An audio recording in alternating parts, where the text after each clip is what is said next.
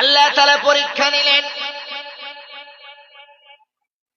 হযরত আইয়ুব আলাইহিস সালাম তিনি আল্লাহর একজন মহান নবী ছিলেন।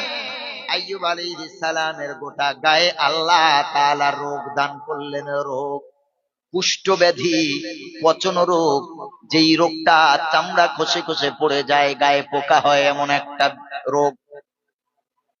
যেই রোগ হলে মানুষ তার কাছেও যায় না, ঘৃণার চোখে দেখে, এমন একটা রোগ আল্লাহ রাব্বুল আলামিন আইয়ুব আলাইহিস সালামকে দান করলেন। কষ্ট দিয়ে পরীক্ষা নিচ্ছেন, এ আইয়ুব, আমি দেখতে চাই তুমি কেমন ঈমানদার।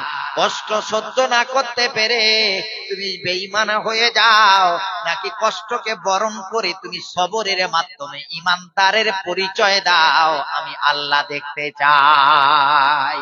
ওয়া আইয়ুবা ইয নাদা রাব্বাহু আন্নী মাসসানিয়াশ শাইতানু বিনিসবিন ওয়া আযাব।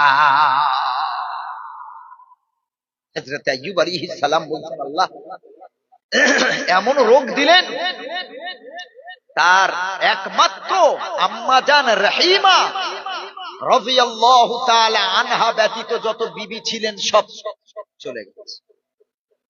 এইরকম স্বামীর সাথে থাকবে, সব বিবি বিদায়, কিন্তু আম্মাজান রহিমা স্বামীকে ছেড়ে যাননি। জোরে বলেন সুবহানাল্লাহ। এটাই তো ভালোবাসা। স্বামীর দুঃখের দিনে তুমি থাকবে, সুখের দিনেও তুমি থাকবে। না হলে যখন স্বামীর টাকা আছে তখন স্বামীর পাশাপাশি, আর যখন স্বামীর রোজগার একটু কম, স্বামী তোমার বায়না পূরণ করতে পারে না, মাঝে মাঝে শপিং মলে নিয়ে যেতে পারে না, মাঝে মাঝে একটু বাইরে ঘোরাতে নিয়ে যেতে পারে না, তখন স্বামী খারাপ। স্বামীর কষ্টের দিনে যেমন থাকতে হবে, শান্তির দিনে যেমন থাকতে হবে, আনন্দের দিনে, তেমন কষ্টের দিনেও স্বামীর পাশে ঢাল হয়ে দাঁড়িয়ে থাকতে হবে। তবেই তো সে বিবি, তবেই তো সেই বিবির প্রতি স্বামীর মহব্বত বাড়বে। স্বামীর যেমন রোজগার ততটুকুই বিবিকে সন্তুষ্ট থাকতে হবে, তাতেই আল্লাহর শুকরিয়া আদায় করতে হবে। স্বামীর কাছে এটা ওটা বায়না করলে চলবে না, আগে জানতে হবে স্বামীর রোজগার কেমন। ভাইরা আমার, আল্লাহ হযরত আইয়ুব নবী আলাইহিস সালামের সন্তানগুলোকে আল্লাহ তুলে নিলেন। ঘর বাড়ি বিল্ডিং বালাখানা সব ভেঙে চৌচির হয়ে গেল, সব কিছুকে আল্লাহ শেষ করে দিলেন। শুধু আছেন দুইজন, হযরত আইয়ুব আলাইহিস সালাম, বিবি আম্মা জানা রহিমা রাদিয়াল্লাহু তাআলা আনহা। যখন গ্রামের মানুষ আর কেউ সহ্য করল না, এ রহিমা, তোমার স্বামীরে নিয়ে তুমি গ্রাম ছেড়ে বেরিয়ে যাও, ভাইরাস ছড়াবে, গ্রামের মানুষ আক্রান্ত হবে, যাও গ্রাম ছেড়ে বেরিয়ে যাও। কোথায় যাবে আম্মা জানা রহিমা? অসুস্থ স্বামীকে নিয়ে, স্বামীকে এমন করে হাত ধরে নিয়ে, স্বামীকে নিয়ে জঙ্গলের এদিকে বিদায় নিয়ে চলে গেল। গাছের গোড়ায় ওখান থেকেও বার করে দেওয়া হলো। এরপরে দূরবর্তী অঞ্চলে চলে গেল, যেখানে কোনো মানুষ বাস করে না, নির্জন জায়গায় স্বামীর নিয়ে বিবি রহিমা আছেন। নিজে খাটতে যান, রোজগার করেন, স্বামীর অসুস্থতা দূর করতে গিয়ে দুটা পেট চলবে, বিবি রোজগার করে আনেন, আল্লাহ তার রোজগারের মাধ্যমে উভয়ের পেট চালিয়ে দেয়।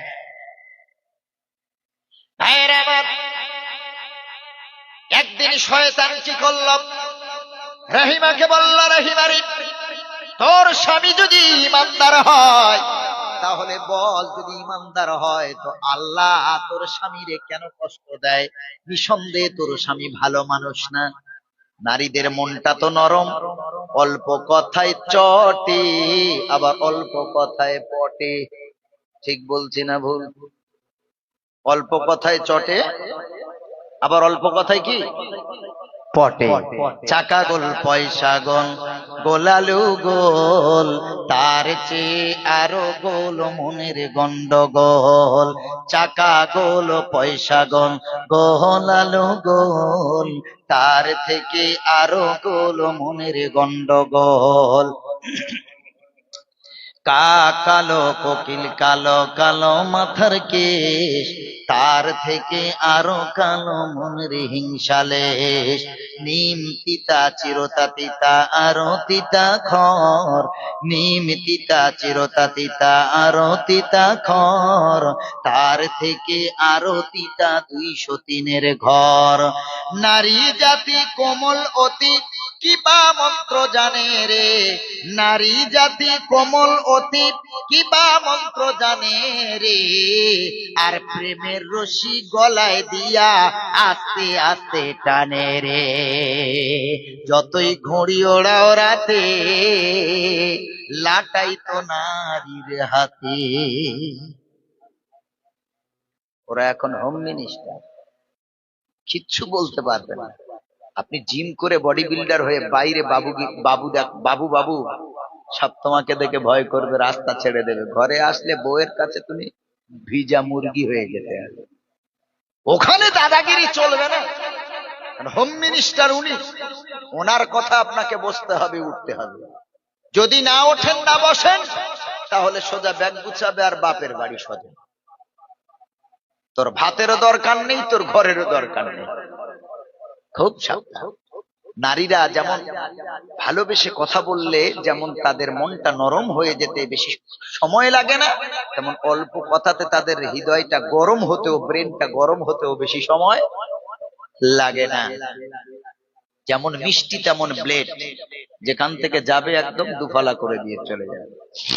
তো নারীদের যাব, ওই তো দেখেন না আর একটা ঘটনা।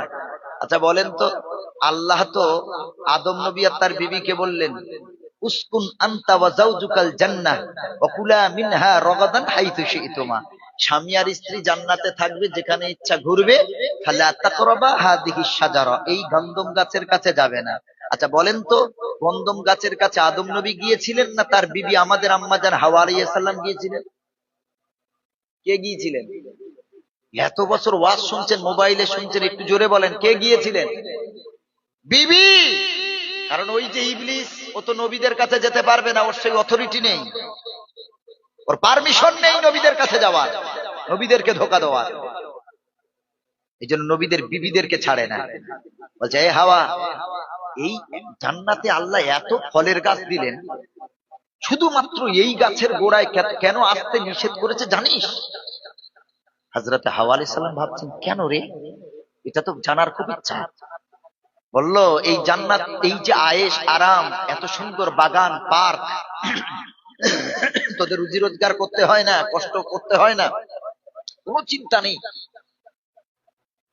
এদিন তোদের বেশি দিন না, আল্লাহ তোদের দুনিয়াতে পাঠিয়ে দেবেন, এজন্য করে এই গাছের গোড়ায় যেতে নিষেধ করেছেন। যদি এই গাছের ফল তুই আর তোর স্বামী একবার খেতে পারিস, একবার যদি তুইও খাস আর তোর স্বামীরে খাইয়ে দিস, তাহলে আল্লাহ তোদের জীবনে আর জান্নাত থেকে বার করবে না, তোরা সারা জীবন জান্নাতে থাকবি।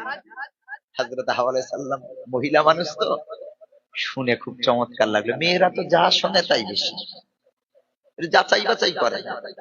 স্বামী যদি কাজে বার হওয়ার সময় কোনো একটা ভাবি ডাক দিয়েছে, মনে করেন কোনো একটা কারণে, কারণ মানুষের থাকতেই পারে, মাথা নিচু করে কথা বলে চলে গেছে। পাশের বাড়ি, এখন তো ঘর শত্রু বিভীষণ, পাশের শত্রুরাই সব থেকে বেশি শয়তান হয়। এরা আমার আপনার ঘর কি করে উজাড় হয়, সংসারে অশান্তি লাগে, তো প্রতিবেশী ছাড়া এই শয়তানি আর কেউ করে। ও শুধু একবার দেখে নিয়েছে, আরে জরিনার স্বামী আর একজনের সাথে যে কথা বলছে, ও কি বলছে, কেন বলছে, কি হলো, সব ডিটেলস জানার দরকার নেই। এসে তারা, ওর স্বামী চলে গেছে, তাড়াতাড়ি সুরসুর করে এসে বলছে, এই জানিস, ওই ওর বউর সাথে তোর স্বামীটা দাঁড়িয়ে কথা বলছে, দেখলাম কি মিষ্টি মিষ্টি হেসে হেসে কথা বলছে। নাউজুবিল্লাহ। কেন বললো? কোনো প্রয়োজন থাকলে সে বলতেই পারে পর্দার সাথে মাথা নিচু করে। কেন বললো সেটা যাচাই বাছাই না, এমন ঢুকিয়ে দিয়েছে। সারাদিন বেচারি স্বামী কাজ করে ভুখা ক্ষুধা পেট নিয়ে বাড়িতে এসেছে, এসে দেখি স্ত্রীর মুখটা বাংলায় পাঁচ। এসে বলছে, ওগো আমি একটু গোসল করব, শীতকাল, আমার গায়ে নোংরা লেগে আছে, একটু পানিটা গরম করো না। আমার মুড ভালো নেই, মুড অফ আছে, পারলে গরম করে নাও, না ঠান্ডা পানি গোসল করো। গোসল করে বেচারি শরীর অসুস্থ মনে করেন বিবি, এবার বলছে একটু খানা দাও, শরীর অসুস্থ, উঠতে পারবো না, বিড়ে খেতে পারলে খাও, না হয় না খেয়ে ঘুমিয়ে পড়ো। এই চিন্তা করছে, হলোটা কি রে বাবা, ওর সাথে তো কোনো ঝগড়া নেই। রাত্রেবেলা হাতে হাত দিয়ে বলছে, কি হয়েছে বল, বাপের বাড়ি যাবি, তুই মন খারাপ করছে, অনেকদিন যাসনি, আচ্ছা ঠিক আছে পাঠাবো। বলে, আমার বাপের বাড়ি যাওয়ার কোনো ইচ্ছা নেই, তোমার ঘর করতে এসেছি, তোমার কদমে মরবো, যদি তোমার পায়ে মৃত্যু থাকে, তোমার কোলে মৃত্যু থাকে। তবে একটা কথা জিজ্ঞেস করবো, সত্যি কথা বলবে? বলে, কি? জরিনার সাথে কি সম্পর্ক? এর মাথায় তো বজ্রাঘাত পড়ে গেল। এ চিন্তা করলো, হায় হায় হায়, এর সাথে সাথে বুঝতে পেরেছে সকালে যে কথা বলছিলাম, কেউ না কেউ মোটামুটি জাসুসি করেছে, সিআইডি গিরি করেছে। ও তখন সব খুলে বললো, এখন নারীদের মাথায় যদি একটা কিছু ঢুকে যায়, ও আর সহজে বার হবে না। আর যে পরিবারে সন্দেহ ঢুকে যায়, সে পরিবারে শান্তি জীবনে আসে না। ও বন্ধু ফোন করলেও বলবে, তোমার কোনো মেয়ে ফোন করেছে। সন্দেহ, আপনি বাইরে কাজে যাবেন, যদি একবার ব্যস্ত পায়, ওরে খোদা, আমার ফোনের থেকে তোমার অন্য কেউ দামি, একটু হোল্ডে রেখে আমারটা ধরতে পারো না? কার সাথে কথা বলছে, কি কথা হচ্ছে, কোম্পানির সাথে কি ম্যানেজার ফোন করেছে, কি মালিক ফোন করেছে, সিরিয়াস মোমেন্ট চলছে, এই সময় বিবির কলটা ধরা যায়? যার আন্ডারে কাজ করছে তার কত মূল্য, কোনো খবর নাই। ব্যস্ত একবার পেলে হয়। আপনার আর বিবির হাতের ভাত খেতে হবে না, নিজে বেড়ে খেতে হবে। এই জন্য নারীদেরকে বোঝাবেন, আল্লাহ রাসূল বলছেন, ফাস্তাউসু বিন নিসা, নারীদেরকে বুঝলে বুঝ মেনে যাবে। জোরে বলেন সুবহানাল্লাহ। ওদেরকে নসিহত করো। আল্লাহর নবী এবং খাদিজার সাথে কি কেমন সম্পর্ক ছিল, হযরতে আয়েশাতুল হুমায়রার সাথে কেমন মিষ্টি সম্পর্ক ছিল, হাদিসগুলো শোনাও। স্ত্রীদের উপরে কঠোর হবেন না, বুঝলে বুঝলে ইনশাআল্লাহ তারা বোঝালে বুঝ মানবে ইনশাআল্লাহ।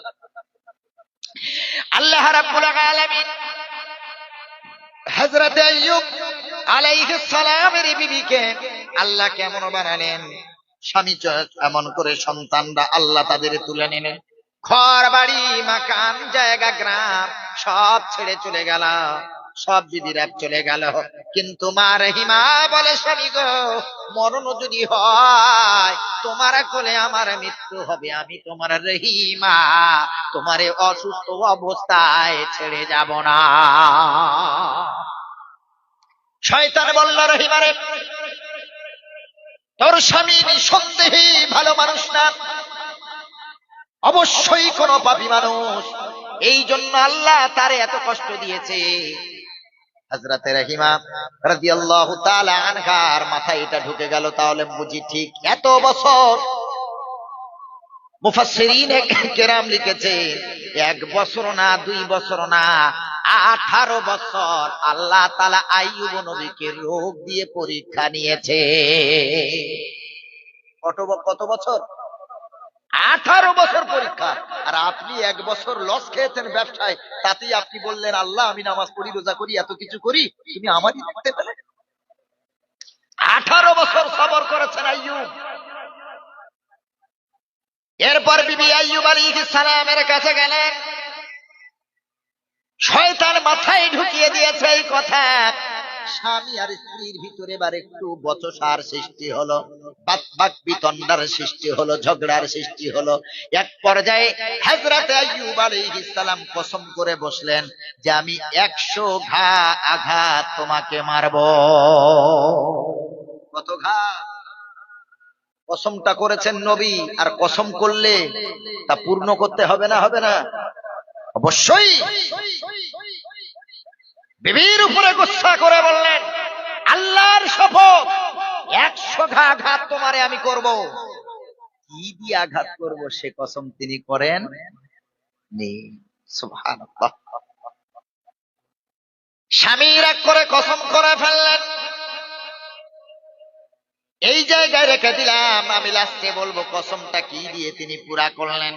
এরপরে আল্লাহর নবী হযরত আইয়ুব আলাইহিস সালাম আল্লাহকে ডেকে ডেকে বলছে, আল্লাহ বাদকুরু আবাদানা আইয়ুব ইদনাদা রাব্বাহু আন্নি মাসানিয়া দুরু ওয়া আতা আরহামুর রাহিমিন। অসুস্থ শরীর নিয়ে একবারের জন্য আইয়ুব নবী আল্লাহর কাছে বলেননি, আল্লাহ তুমি আমারে সুস্থতা দান করো, এই কথা তিনি বলেননি। কত বড় ইমানদার আল্লাহর বান্দা নবী হে, তিনি এটা জানেন যে আল্লাহ যদি আমার ভালোর জন্য, কল্যাণের জন্য রোগ যদি দিয়ে থাকেন, তাহলে এই রোগ মুক্তির দোয়া আমি আল্লাহর কাছে করব না। রোগ দিয়ে যদি আমার আল্লাহ খুশি হয় তো আমি আইয়ুব খুশি। তিনি আল্লাহকে বললেন, আল্লাহ আন্নী মাসসানিয়াদ দুরর, আয় আল্লাহ আমি অসুস্থ, অসুস্থতা আমাকে গ্রাস করেছে গো আল্লাহ। ওয়া আনতা আরহামুর রাহিমিন, তুমি হলে সবথেকে শ্রেষ্ঠ দয়ালু। তিনি কিন্তু এটা বলেননি আল্লাহ আমারে সুস্থতা দান করো, আমারে ভালো করো, কথা বলেন। তিনি বলছেন, আল্লাহ আন্নী মাসসানিয়াদ দুরর, রোগ আমাকে আক্রমণ করেছে, রোগ আমাকে গ্রাস করেছে। ওয়া আনতা আরহামুর রাহিমিন, তুমি তো হলে সবথেকে বড় শ্রেষ্ঠ দয়ালু। সুবহানাল্লাহ। এইটুকু কথায় মহান আল্লাহ খুশি হয়ে গেলেন। সুবহানাল্লাহ। আল্লাহ রাব্বুল আলামিন সাথে সাথে আইয়ুব নবীর দোয়া কবুল করলেন।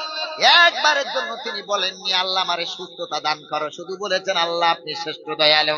আমার আল্লাহ আইয়ুব নবী যেই পরীক্ষা নিয়েছেন, আল্লাহর দেওয়া পরীক্ষায় আইয়ুব নবী সাকসেসফুল হয়েছে।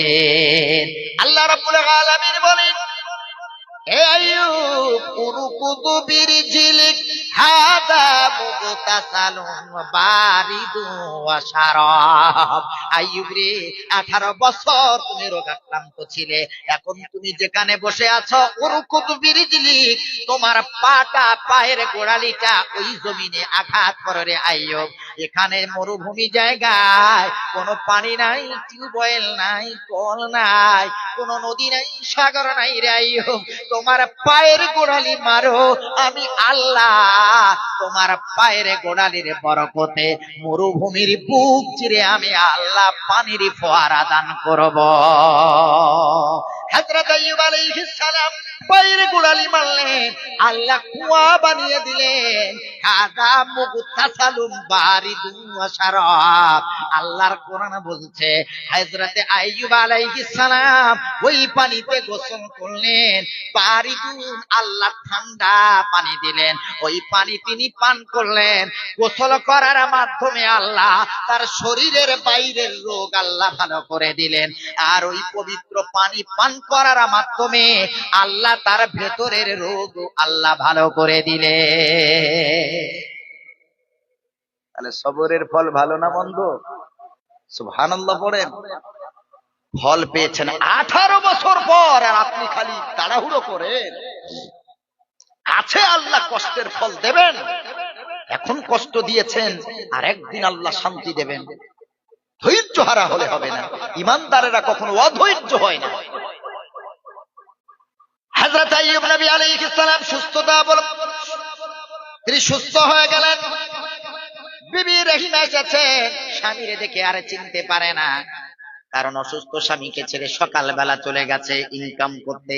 এসে দেখে স্বামীর জায়গায় একজন সুন্দর দেহ বিশিষ্ট মানুষ, এত সুন্দর দেখতে স্বামীর জায়গায় বসে আছে। সুবহানাল্লাহ পড়ে। আপনি কে? এইখানে তো আমার স্বামী ছিল। হযরত আইয়ুব আলাইহিস সালাম মুচকি হেসে বলেন, রহিমা রে, আমি তো তোমার সেই আইয়ুব। জোরে বলেন না সুবহানাল্লাহ। শরীর রোগ সারিয়ে দিয়ে আল্লাহ শরীরে উজ্জ্বলতা দান করেছেন, কিন্তু গলার কণ্ঠস্বর যা ছিল তাই আছে। রহিমা রাদিয়াল্লাহু তাআলা আনহা বুকে জড়িয়ে ধরে আল্লাহর শুকরিয়া আনন্দে কেঁদে ফেলেছেন। জোরে বলেন সুবহান। কিন্তু তিনি কসম করেছেন 100 ঘাত করবেন। কিভাবে আল্লাহ এই কসমটাকে তার মাধ্যমে আল্লাহ পুরা করলেন শোনেন। আল্লাহ তাআলা বলেন, ওয়া খুযু বিয়াদিকা যিগফান ফাদরিব বিহি ওয়ালা তাহাজ না, ইন্না ওয়াজাদনাহু সাবিরা নি'মাল আবদ ইন্নাহু আওয়াব। জোরে বলুন না সুবহানাল্লাহ। তিনি 100টা ধানের শীষ নিলেন। কটা নিলেন? আল্লাহ বলছেন ওয়াখুদ বিয়াদিকা যুদথান, এ আইয়ুব 100টা ধানের শীষ নাও। যে ছড়া বলেন, যেটা ধানের এ হয় আর কি, তুমি 100টা ধানের শীষ নাও, ছড়া নাও, ফদরিব, ওটা দিয়ে তোমার বিবিকে একবার প্রহার করো। সুবহানাল্লাহ পড়েন। 100 বার না, 100টা নিয়ে একবার। সুবহানাল্লাহ। ওয়ালা তাহনাস, আর যে কসম করেছো সে কসমকে রক্ষা করো, কসমকে ভঙ্গ করো না। সুবহানাল্লাহ। এরপর আল্লাহ তাআলা ঘোষণা করলেন নি'মাল আবদু ইন্নাহু আওয়াব। ও পৃথিবীবাসী শুনে নাও, নি'মাল আবদু, আমার আইয়ুব হলেন সব থেকে উত্তম বান্দা। সুবহানাল্লাহ, সুবহানাল্লাহ। আল্লাহ বললেন আইয়ুব তুমি উত্তম বান্দা। এরপরে আল্লাহ কি করলেন? আল্লাহ রাব্বুল আলামিন বলেন واذكر عبدنا أيوب إذ نادى ربه أني مسني الضر وأنت أرحم الراحمين فاستجبنا له فكشفنا به من ضره। আল্লাহ তাআলা বলেন আমি আল্লাহ আইয়ুব নবীর দোয়া কবুল করে আমি আল্লাহ তারে সুস্থতা দান করলাম। আর আমি আল্লাহ তাআলা ওয়া আহলাহু ওয়া মিসলাহু মাআহুম, আমি আল্লাহ তার যে সন্তানগুলো তুলে নিয়েছিলাম, আমি আল্লাহ তার সন্তান, তার বিবিদেরকে, তার ঘর বাড়ি এবং তাছাড়া আমি আল্লাহ তার মতোই আমি আল্লাহ আরো অধিক নেয়ামত তারে ফিরিয়ে দিলাম। ওয়া আতাইনাহু আহলাহু ওয়া মিসলাহু মাআহুম। আল্লাহ তাআলা বলেন আমি তার পরিবার, তার সন্তান যা তুলে নিয়েছিলাম, তার ঘর বাড়ি যা কেড়ে নিয়েছিলাম, সেগুলো তো দিলাম, সঙ্গে সঙ্গে তার মতো আরো অনেক নিয়ামত আমি আল্লাহ আইয়ুবকে দান করলাম। জোরে বলেন সুবহানাল্লাহ। বুখারী শরীফে এসেছে যখন আইয়ুব আলাইহিস সালাম গোসল করে সুস্থ হয়ে গেলেন, আল্লাহ রাব্বুল আলামিন আসমান থেকে আইয়ুব নবীর জন্য সোনার ফড়িং বর্ষণ করলেন। কি বর্ষণ করলেন? সোনার ফড়িং। তিনি এভাবে চাদরে করে জামাতে করে নিয়ে কুড়িয়ে নিচ্ছে, আইয়ুব তাড়াহুড়ো করো না, আমি যা দিয়েছি সবগুলো তোমার জন্য। জোরে বলেন সুবহানাল্লাহ। তুমি সবর করেছো।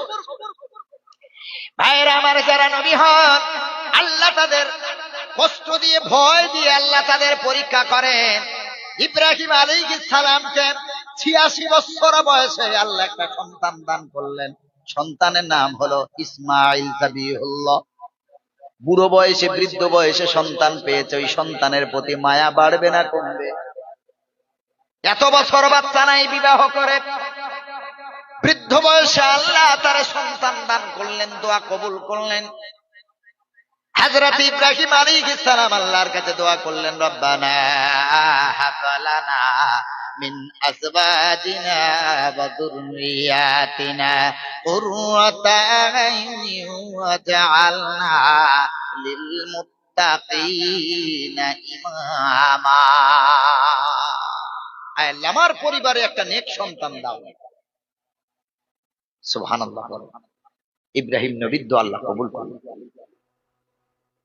আল্লাহ এমন সন্তান দাও, এমন বিবি দাও যেন আমার চক্ষু শীতলকারী হয় তারা। সুবহানাল্লাহ। আল্লাহ কবুল করলেন। আল্লাহ দোয়া কবুল করি, বৃদ্ধ বয়সে আল্লাহ সন্তান দেন।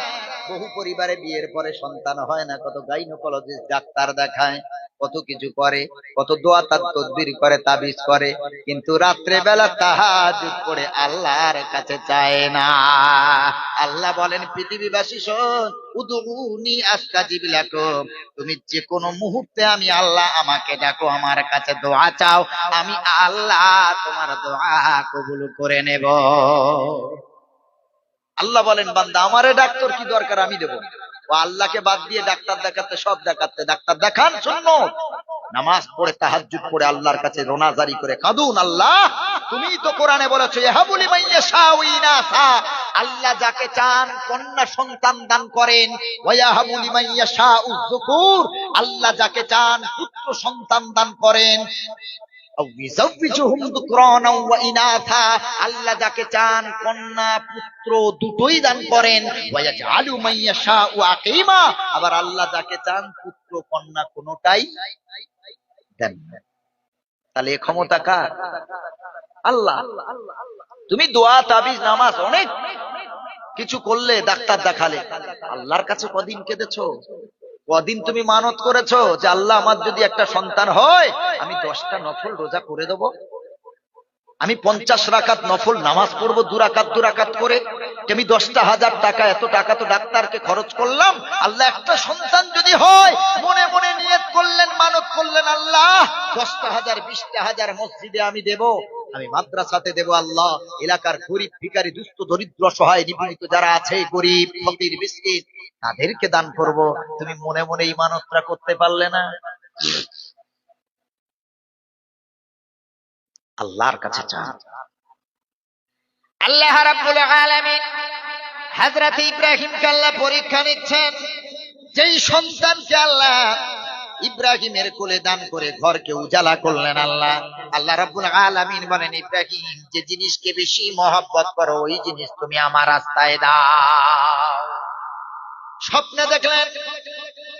এরপর ইব্রাহিম আলাইহিস সালাম গোটা খেজুর বাগান দান করে দিলেন। তৃতীয় দিন আবার আল্লাহ তাআলা তার স্বপ্নে দেখালেন, ইব্রাহিম আমি যেটা চেয়েছি এখনো পেলাম না, আমি আল্লাহ আবারও বলছি, পৃথিবীর মাঝে যে জিনিসটাকে তুমি, যাকে তুমি বেশি ভালোবাসো, যে জিনিসকে, ওই ভালোবাসার মহব্বতের জিনিস আমি আল্লাহ আমার রাস্তায় দান করে দাও। পরের দিন উঠে উটের পাল যা উটগুলো ছিল সব দান করে দিলেন গরিব অসহায়দের জন্য। আবার আল্লাহ তৃতীয় দিনের স্বপ্নে দেখালেন, ইব্রাহিম আমি আল্লাহ যেটা চাই সেটা পেলাম না রে ইব্রাহিম, তোমার খেজুর বাগান আমি আল্লাহ চাই নাই, তোমার উটের পাল আমি আল্লাহ চাই নাই। ইব্রাহিম ভাবো তুমি কাকে পৃথিবীতে বেশি ভালোবাসো। ইব্রাহিম নবীর বুঝতে দেরি রইল না, আমাকে আল্লাহ বৃদ্ধ বয়সে যেই সন্তান দিয়েছে, এই সন্তানকে আল্লাহর রাস্তায় কুরবানি করতে হবে। বাপ ছেলেকে কুরবানি করবে এত সোজা? নবী তো, তাই পরীক্ষাটা হয় অনেক কঠিন। যে যত বড় ইমানদার হবে তার পরীক্ষা হবে তত কঠিন। আল্লাহ বললেন, ইব্রাহিম আর ইসমাইলকে আমার রাস্তায় যাবাহ করতে হবে। কেমন নবী, কেমন আল্লাহর বান্দা, ইমানদার। সাথে সাথে আল্লাহ লাব্বাইক, হাজির আছি আল্লাহ, আপনি যা বলেছেন আমি তা পালন করবো ইনশাআল্লাহ। সুবহানাল্লাহ। একবারের জন্য বললেন না যে আল্লাহ এই সন্তানের প্রতি এত মায়া, ও যদি চলে যায় ওর মা কান্না করে মরে যাবে গো আল্লাহ, তুমি অন্য কিছু চাও, আমার সন্তানের চেয়েও না। তিনি নবী হয়ে একবারের জন্য কথা বলেন। তিনি বললেন, আল্লাহ আপনি যেটাতে রাজি আমি ইব্রাহিম সেটাতে রাজি। জোরে বলেন সুবহানাল্লাহ। আল্লাহ রাব্বুল আলামিন কোরআনে ঘটনাটা বর্ণনা করলেন। হযরত ইব্রাহিম আলাইহিস সালাম সন্তানের কাছে ফালাম্মা বালাগা মাহু সায়া, তখন ইসমাইল একেবারে ছোট না, বাবার হাতে ধরা হয়ে গেছে। ফালাম্মা বালাগা মাহু সায়া, যখন বাপের হাতে ধরার বয়সে তিনি পৌঁছে গেছে, এই রকম সময়ে তিনি একটু বড় মনে করেন বাল্যকাল। হযরত ইব্রাহিম আলাইহিস সালাম গিয়ে বলছেন, ইন্নী আরা ফিল মানামি আন্নী আযবাহুকা ফানজুর মাযা তারা। বাবা ইসমাইল, আয় বাবা, আব্বু আসো, তোমার সাথে আমার আলোচনা আছে আব্বু। এই জন্য কিছু করতে গেলে সন্তানদের সাথে আলোচনা করবেন। আপনি বাপ, যা ডিসিশন নেবেন সন্তানরা মেনে নেবে ঠিকই, কিন্তু পরিবারে আপনার সন্তানটাও পরিবারের একজন সদস্য, এটা ভুলে যাবেন না। আপনি কিছু করতে গেলে সন্তানদেরকে এক জায়গায় এনে পরামর্শ করা নবীর সুন্নত। জোরে বলেন সুবহানাল্লাহ।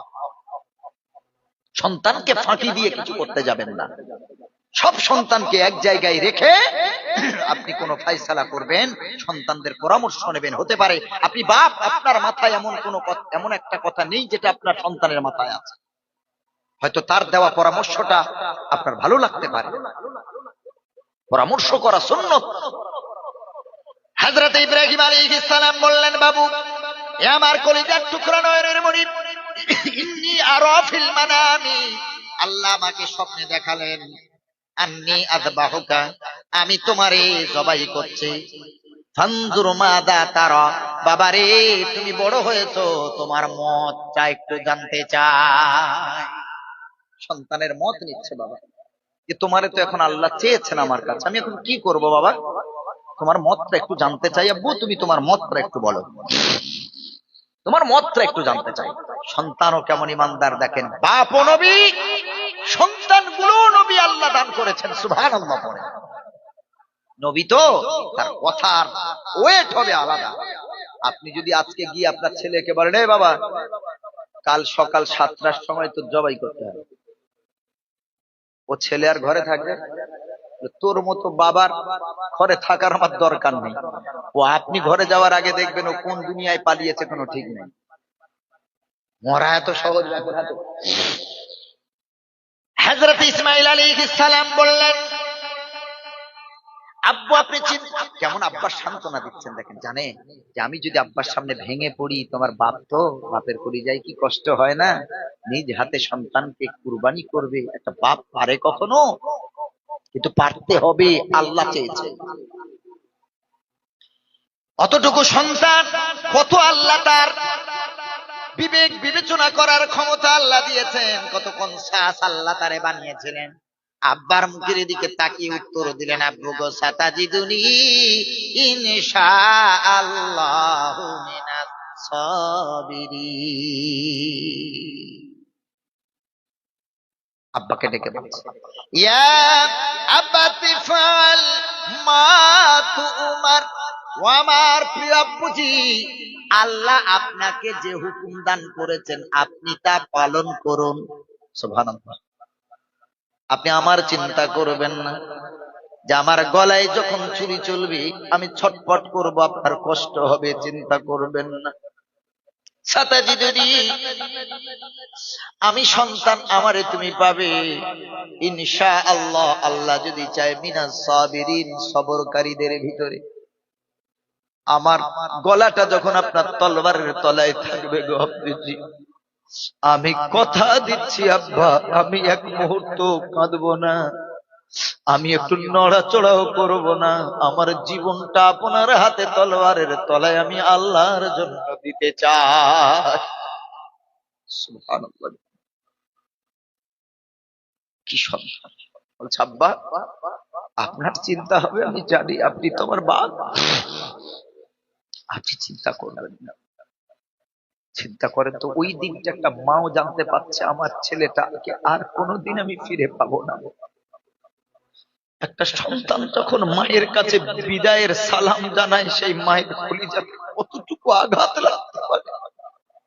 মা জানতে পারছে যে আমার সন্তানকে জীবনে ফিরে পাবো না। যে সন্তানগুলো বিদেশে কাজে যায়, বাইরে যায়, যাওয়ার সময় মা জানে যে আমার সন্তান কিছু পয়সা রোজগার করতে যাচ্ছে, আবার ফিরে আসবে, তারপরেও মা যেন হৃদয়টাকে মানাতে পারে না, বিবি যেন অন্তরটাকে সান্ত্বনা দিতে পারে না, বাচ্চা যেন মনটাকে স্থির রাখতে পারে না, বারবার এয়ারপোর্টের কাছে গিয়ে বাবার গলাটা জড়িয়ে ধরে বারবার আদর করে চুমা দেয়। ও জানে বছরের পর বছর আমি আর আমার আব্বার কোলে উঠতে পারবো না, আর চুমা দিতে পারবো না, আর বাপের কাছে আদর পাবো না। কয়েকটা বছরের জন্য যাওয়াতে যদি সন্তানের কলিজায় কষ্ট হয়, কয়েকটা মাসের জন্য যাওয়ার জন্য যদি মায়ের কলিজায় কষ্ট হয়, যেদিন ইসমাইল আলাইহিস সালাম মায়ের কাছে বিদায় সালাম দিয়েছিলেন, একটু ভাবুন, মা জানে যে আমার ইসমাইল আর কোনোদিন আমারে মা বলে ডাক দেবে না, আর আমি আমার ইসমাইলকে কোনোদিন আদর করার আমি সুযোগ পাবো না। তারপরেও হযরত হাজেরা আলাইহিস সালাম এত বড় ইমানদার, হাসি মুখে সন্তানকে বাবার হাতে তুলে দিয়েছেন। জোরে বলেন সুবহানাল্লাহ। হাসি মুখে মা সন্তানের বাবার হাতে সন্তানকে তুলে দিয়েছে। কেমন ঈমান থাকলে এটা সম্ভব? যা বাবা, আল্লাহর রাস্তায় শহীদ হয়ে যাবি, আর কিয়ামতের দিন আমি বলতে পারবো আমি ইসমাইল শহীদের মা। আল্লাহ আমার চিন্তা আর রাখবে না, আমার কষ্ট আর থাকবে না। আমি শহীদের মা হয়ে আল্লাহর জান্নাতে উঠবো, কিয়ামতের দিন উঠবো। বাবা যা, চিন্তা করিস না। মাথায় হাত তুলে বাবার হাতে তুলে দিয়েছে। ভাইরা আমার, তুই ইমানদার। মিনায় যখন যায় কুরবানির জায়গায়, শয়তান ওই জায়গায় প্রতারণায় ফেলতে চাইল ইসমাইল। আর তুই ফিরে আসবি না, যাস না, পালিয়ে যা। আল্লাহ তার ইমানের পাওয়ার এমন দান করেছেন, শয়তানকে পাথর মেরে তাড়িয়ে দিয়েছে। এই কারণে যত হাজিগণ যায় মিনাতে গিয়ে জামারাতে পাথরও মারতে হয়। ভাইরা আমার, হযরত ইসমাঈল আলাইহিস সালাম বাবার হাত ধরে গুটি গুটি পায়ে চলে গেলেন।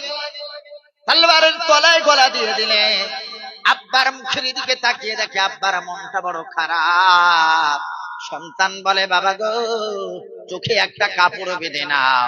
আমার চোখে চোখে রেখে তুমি আমার গলায় ছুরি চালাতে পারবে না, আমি জানি। কারণ তুমি তো আমার বাপ, তুমি তো আমার আব্বা। আমি জানি আমার থেকে তোমার কলিজায় বেশি কষ্ট হয় গো আব্বু। চোখে কাপড় বেঁধে নাও, চোখটা বন্ধ করে আল্লাহ রাস্তায় তলোয়ারটা চালিয়ে দেবে আব্বা। হাতে দড়ি বাঁধা হলো, পায়ে দড়ি বাঁধা হলো। বললো, আমি যেন নড়াচড়া না করতে পারি, তোমার কুরবানি দিতে যেন বাধা না হয়, কষ্ট যেন না হয়। কিছুক্ষণ পরে ওই সন্তান আবার বলল, আব্বু গো, না না না না, আমার হাতের বাঁধন খুলে দাও, পায়ের বাঁধন খুলে দাও। কারণ কিয়ামতের দিন যদি আল্লাহ আমারে জিজ্ঞেস করে, ইসমাঈল রে, তোমার কোনো ইচ্ছা ছিল না, তোমাকে জোর করে হাতে দড়ি বেঁধে পায়ে দড়ি বেঁধে কুরবানি দিতে হয়েছিল। এই ইসমাঈল, তোমার জবাইকে আমি আল্লাহ কবুল করব না। আব্বু গো, আমার হাতের বাঁধন তুমি খুলে দাও, আমার পায়ের বাঁধন তুমি খুলে দাও, আমি নড়াচড়া করব না। আর চোখে পটি বেঁধে তুমি আমার গলায় তলোয়ার চালিয়ে দাও।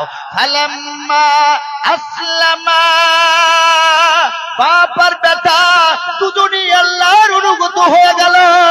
ওয়াতাল্লাহু লিল জাবিন, আর বাবা বাচ্চাটাকে, ছেলেটাকে কাত করে শুইয়ে দিলেন। আল্লাহ তাআলা বলেন, ওয়াতাল্লাহু লিল জাবিন, কাত করে শোয়াবার পর তিনি যখন তলোয়ার চালাতে যাচ্ছেন, পিছন থেকে আল্লাহর ফেরেশতা ডাক দিয়ে বলে, ফানাদাহু, এই ইব্রাহিম। পিছন থেকে ফেরেশতা বলে, ওয়ানাদাইনাহু ইয়া ইব্রাহিম। ফেরেশতা ডাক দিয়ে বলে, ইব্রাহিম, কদ সাদ্দাক্তার রুইয়া, তোমার স্বপ্ন তুমি বাস্তবে রূপ দান করেছো, তোমার স্বপ্ন তুমি বাস্তবায়ন করেছো। আল্লাহ তাআলা ডাক দিয়ে বলে, ইব্রাহিম রে, একটু তাকিয়ে দেখো। হযরত ইব্রাহিম আলাইহিস সালাম ছুরি চালিয়ে দিয়েছেন, ছুরি চলেও গেল, হাতে রক্ত লাগলো, রক্ত চতুর্দিকে লাল হয়ে গেল। মনটা ভারাক্রান্ত হৃদয়, চোখের পটি খুলে তিনি ভাবছেন, আমার ছেলে আমার কাছে নাই, বিদায় নিয়েছে। চোখের পটি খুলে দেখে সন্তানের জায়গায় আল্লাহ জান্নাতি পশু পাঠিয়েছেন। ইসমাঈল সুস্থ শরীরে আব্বার পাশে দাঁড়িয়ে আছে। আল্লাহ তাআলা বলে, ইব্রাহিম রে, ওয়ানাদাইনাহু আইয়া ইব্রাহিম কদ সাদ্দাকতার রুয়া। ইব্রাহিম, তোমার স্বপ্নকে তুমি বাস্তবে রূপ দান করেছো। ইন্না কাযালিকা নাজজিল মুহসিনিন, আমি আল্লাহ সৎ কর্মশীলদের জন্য আমি উত্তম পুরস্কারের ব্যবস্থা রেখেছি। ইন্না হাযা লাহুয়াল বালাউল মুবিন, ইব্রাহিম, এটা তোমার জন্য ছিল স্পষ্ট পরীক্ষা, এটা তোমার জন্য ছিল বড় একটা পরীক্ষার ইব্রাহিম।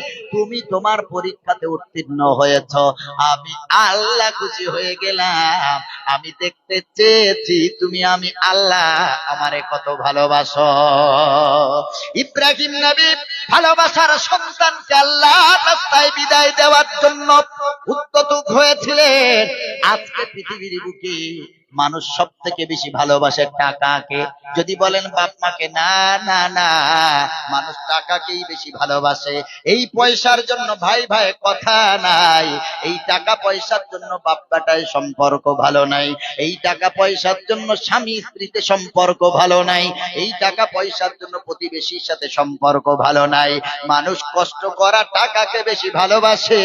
তাই আমি মনিরুল ইসলাম বলি, পৃথিবীর বুকে সব থেকে এখন আসল দান হলো নিজের রোজগার করা টাকা। আল্লাহ রাস্তায় দান করাটাই হলো শ্রেষ্ঠ দান। কারণ পৃথিবীর বুকে মানুষ সব কিছু হারাতে চায়, টাকাকে হারাতে চায় না। আল্লাহ রাব্বুল আলামিন বলেন ৪ নম্বর পারার ১ম নম্বর পৃষ্ঠার ১ম নম্বর আয়াতে আল্লাহ তাআলা বলেন, লান তানালুল বিররা হাত্তা তুনফিকু মিম্মা তুহিব্বুন। আল্লাহ রাব্বুল আলামিন বলেন, অতক্ষণ পর্যন্ত তুমি পরিপূর্ণ ঈমানদার হতে পারবে না, পরিপূর্ণ সওয়াবের পুণ্যের অধিকারী হতে পারবে না, যতক্ষণ পর্যন্ত যেই জিনিসটাকে তুমি বেশি ভালোবাসো ওই জিনিস আল্লাহ রাস্তায় ব্যয় না করতে পারবে। ও মুসলমান বাবাজি, এই মসজিদ আমাদের হাতে মসজিদ। যখন এটা পুকুর ছিল আমি দেখেছি, এই মসজিদের জন্য কালেকশন করে গিয়েছি, আমিও কিছু শরীক হয়েছিলাম মসজিদে।